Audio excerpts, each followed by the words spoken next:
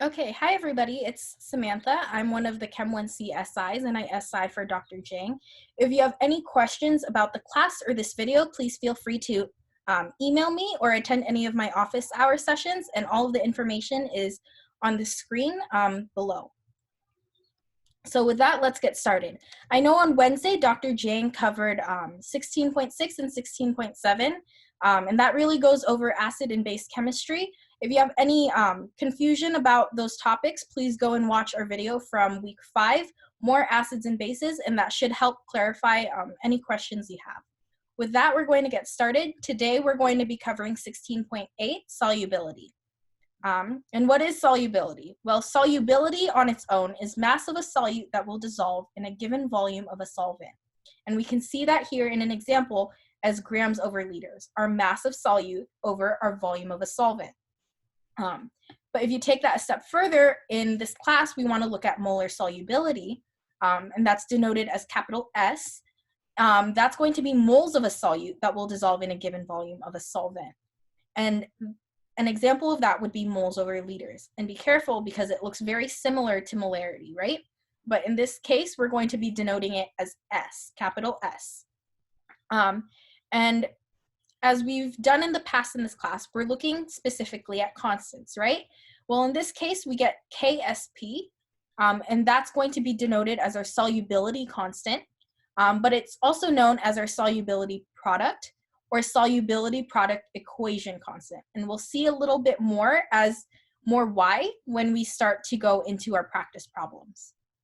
So the first practice problem, we're given this equation, right? If molar solubility of Ca3PO4 in water is capital S, molar solubility for the equation above, what is the relationship between KSP, our solubility product or solubility constant, and molar solubility S? Well, if we look at this, as we've calculated constants in the past, we know that this is solid, this is aqueous, and this is aqueous. If we were to calculate a constant for this, we know that we're going to ignore the solid, right? Because we only want what's aqueous. And if that's the case, our KSP, our constant, is going to be Ca to the power of 3 and PO4 to the power of 2. And remember, those numbers, those exponents, are because of their respective coefficients. The Ca has a coefficient of 3 and the PO4 has a coefficient of 2, right? Now, what more do we know about this? Well, if we look at it, we're given that in water, that the molar solubility in water is S for the equation above. And if that's the case, we know that the molar solubility for Ca, calcium, is 3S, and for PO4 is 2S. And over here, these should have the charges. I apologize for not including that, but you get the gist of it, right?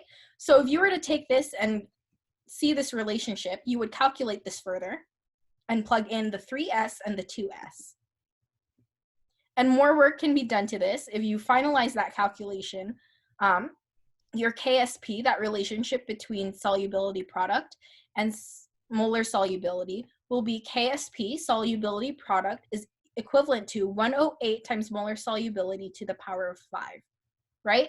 Now, based on this question, that's all we can really do here, but we can take this a step further, right, if more information were to be given to us, and that's what we're going to be looking at in the next question.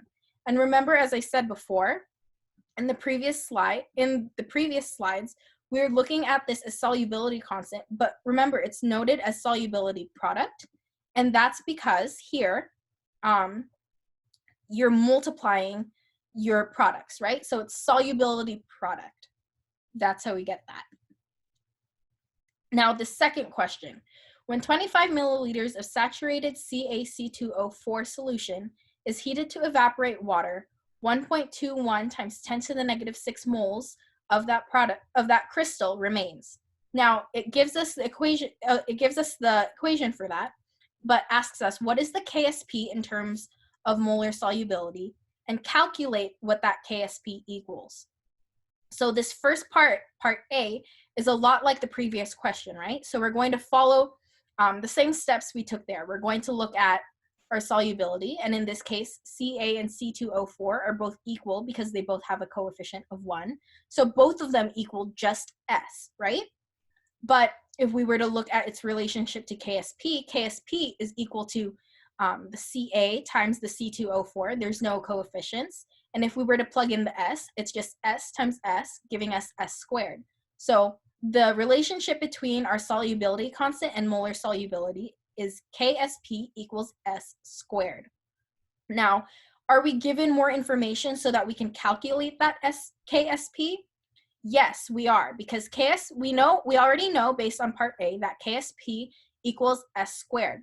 But we're also given in our original question that we have 25 milliliters of that saturated solution, and in that saturated solution, we had 1.21 times 10 to the negative 6 moles. So we have our molar solubility, right? We have moles over liters of solvent.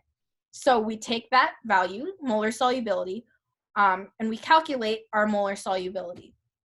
Because we know what our molar solubility is now, we can complete the calculation and figure out that KSP is equal to 2.34 times 10 to the negative 9. That's pretty much it for today. If you have any questions at all about what was in this video or about the class, please email or attend office hour sessions. And thank you for watching. And don't forget to sign in using the link in the description box.